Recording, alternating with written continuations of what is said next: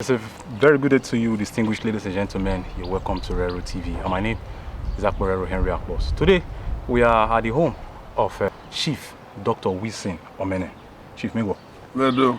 Chief, sir. Yes, sir. Yes, sir. Of course, we are native. Yeah, I understand that. Chief, just recently, we saw the press statement that you released for the APC, criticizing the 12 billion naira loan of the Delta State Governor, Dr. Okowa, and we saw the PDP also reply that press release and all that, sir. Now, sir. And I've replied them again too. You replied them again. Yes. Now we want to know, sir. 12 billion naira loan. What's your assessment, and why did you come up with that release, sir? Let me tell you.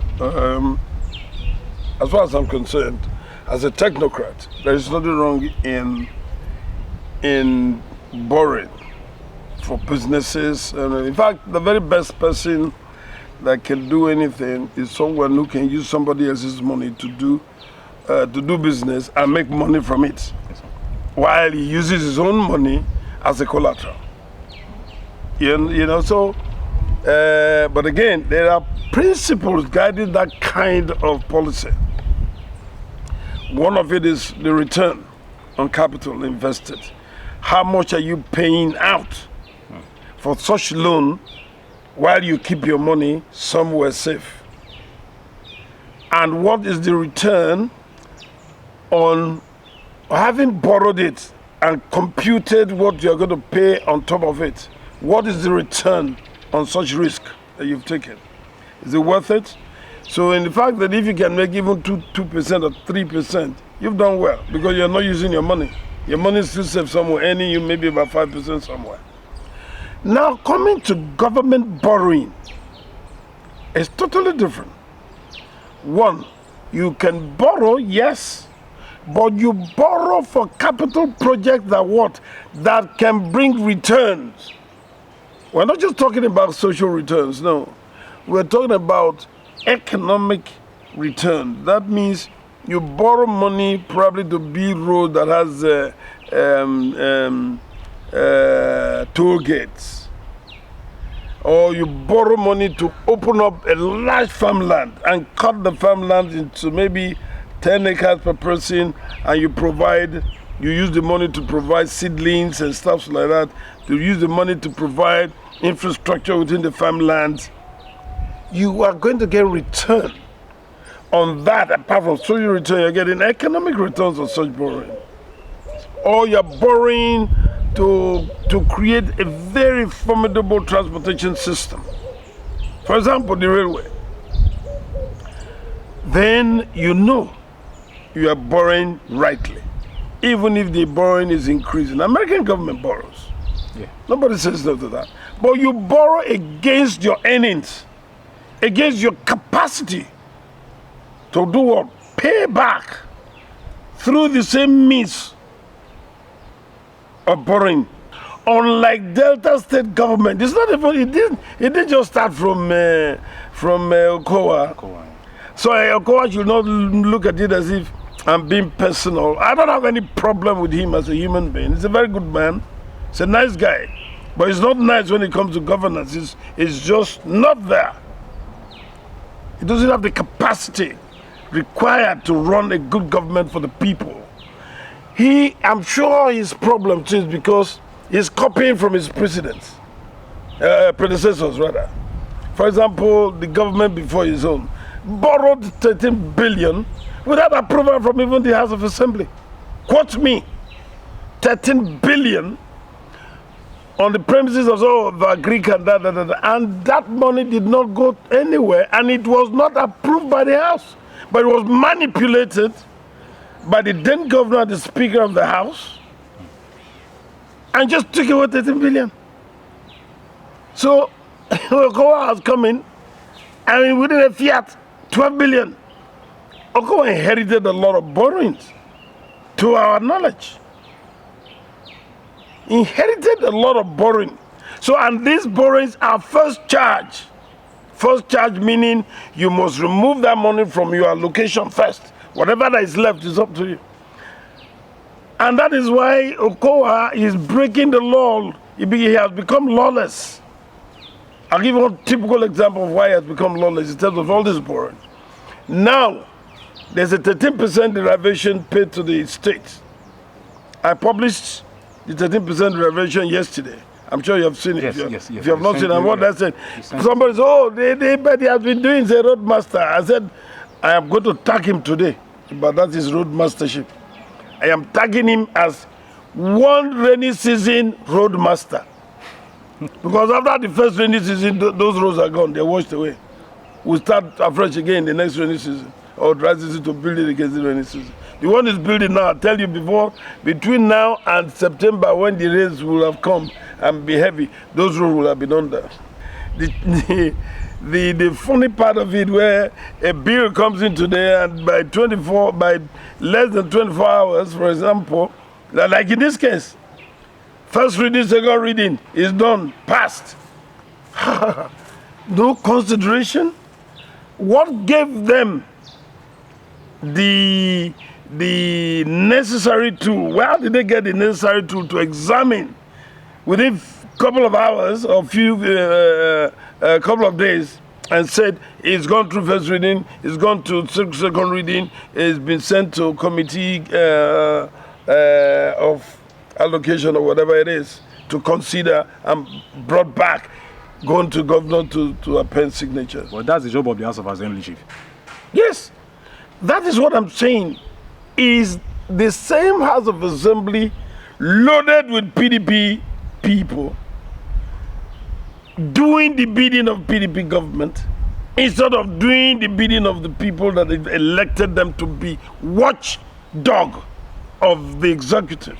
They have jettisoned the responsibility of the watchdog on the executive. When you even say watchdog, does not mean you're an enemy, no. Do your job by making sure that every penny to be spent or borrowed or to be disbursed is carefully looked into, examined properly before you pass it. By the time we're coming in 2023, you will see changes, you will see the difference. Are you talking about the Delta State, Chief? Of course. Delta State federal government, take it from me. Go to the bank with it. By the time we have taken over Saturday Bay House by 2023, except Deltans don't know the problems they have been facing since 1999. Chief, sir, even let's digress a bit, sir. In the federal level, sir, one of the criticism of the Buhari-led administration under the APC has been the excessive borrowing. Now, thank you. Don't go too far. Yes, don't go too far. A lot of persons have been saying, oh, they borrowed so much money. Now that the state is borrowing, why are you quarreling? Why? Yes, exactly. Good. And listen to me clearly. I'm very quickly too. Yes, sir. If you heard me when I was making my opening speech, when you asked the question, yes, sir, I said there is nothing wrong in what? Borrowing. That even the American government, the most powerful economy in the world, borrows. Yes, sir. I said that. Yeah, you did. But I said there are principles that you must what? Adhere to, that guides the policies of borrowing. And what are those principles? I told you, return on capital borrowed. How much is it that we're borrowing? We're borrowing 10 naira. How much are we paying on the 10 naira? Oh, you're just paying maybe 0.3%. Oh, that's good. And what are we going to use this money for? We want to use it to complete projects that have been abandoned by PDP governments. The airports, the railway, name them. The roads, halfway, and you're borrowing to now pay salary. Do you realize that PDP was already borrowing to pay for salaries up to 2015? And they were enjoying the benefits, the privileges of high cost of selling crude oil internationally, I mean. It went up to $120 per barrel at a point. Yes. And they never went below anything to do with 100. It was dancing between 100 and 120. for so many years. And for 16 good years, they were earning this money and they lavished it. So, we are now there as an APC government to fix the nonsense, to fix the effect of money borrowed for years that have no meaning, because you were borrowing to pay salaries. Now you were borrowing for projects that are viable. That's not what we are borrowing for. The APC government have successfully borrowed money for projects that have been successfully commissioned. And returns are now pouring in gradually to pay off. On the airports. Look at Nnamdi Azikiwe Airport, the Enugu Airport, the Owerri Airport, the Port Harcourt Airport. Even the Benin Airport. But this airport, Chief, how many Nigerians can afford to travel by air? Oh, I want to tell you something, that if you don't have airports in your country, because you're feeling that nobody travels down there, you're making a very big mistake. Go to now, pick your phone and say you want to book for a flight. Either it's fully booked or you're bound to pay very high cost. Yes, I experienced that when I was coming from Thank you. So what are we talking about? So there are lots of people. You cannot go to any airport I've just mentioned without battalion of people sitting in the lobby. And meanwhile, some people are still there trying to check in. What about the railway? Yeah, that one. From Warri to Itakpe, I was one of the very first persons to join it. Then it was even to say, let us do free something. I said, railway working? No, it can't be true. I wish I can get my wallet. You see my railway tickets, over 40 trips I have made in that railway. Many. As many. These are all railway tickets? All railway tickets. From me alone, only me. Oh. Because I was overwhelmed that the government of this country can restore good life for the common man. Look at,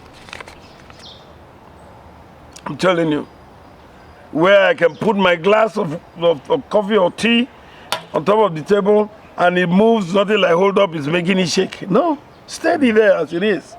So the railway from Warri to Itakpe, for example, look at the battalions of people now, because of the awareness that's created, is now moving twice a day. And it's so cheap. Yes, true. Business class in the railway from Warri to Itakpe, 5,000 naira that you will use to transport yourself from here to Port Harcourt, just Port Harcourt by Siena.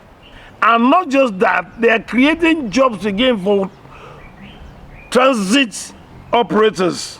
That as you are coming out and you're going to Abuja or you're going to Kaduna or Kano, there are lots of transport companies now in the train station ready to pick you as you're arriving, taking you to your various destinations. We are benefiting immensely from the introduction of the railway. And these are things started by PDP and they couldn't even do anything about it for 16 good years.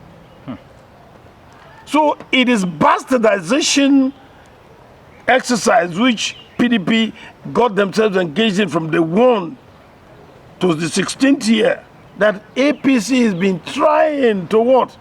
To unravel and change it. So it wouldn't just come overnight. Destruction that went on for 16 years, you want it done in 8 years. Leave us for another 16 years. Whether all this nonsense, the standard will not be better. At a point, Delta State government was owing more than 400 billion.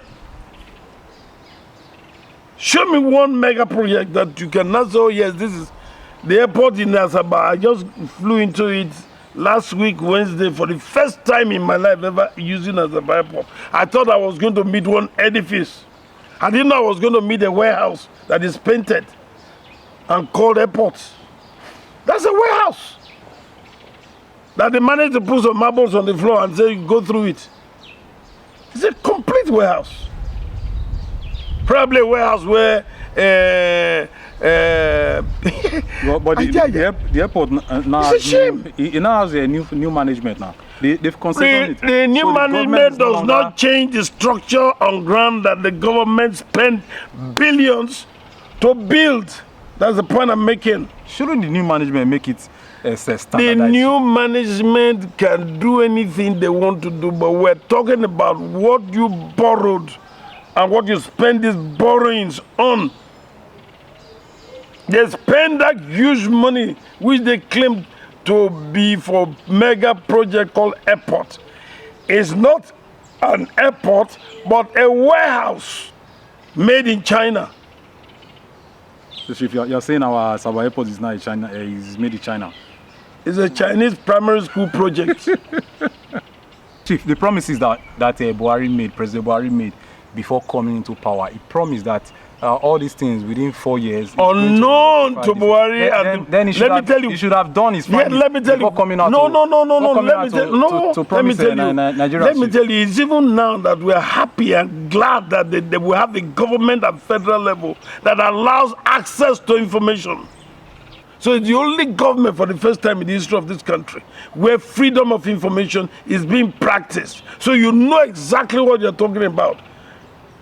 And when I'm going to be ready to talk about the transportation system of Delta State, we're coming to it one by one. We're going to be facing the state government through all the ministries will be answerable to the electorate. They'll be answerable. The agencies will be answerable to the electorate. All departments will be answerable to the electorate through us probing their actions since they've been in power in the last near 24 years. All right? So when you talk about us, just like we're playing, just like, no. Why how come you didn't know your onions before you came in? You should have known the magnitude of your problem. Under the circumstances where you cannot, where they hoard information, you can't even penetrate. The little they knew was what prompted them to say, no, this government must go. The little they knew. And when they got in, Jesus, it was a mega destruction. So you can imagine what will come in 2023. And let us open the cankerworm of bad governance of PDP in near 24 years now. I'm sure a lot of people will disown being citizens of Delta State. They'll probably hide for some time. So no, I'm not from Delta State.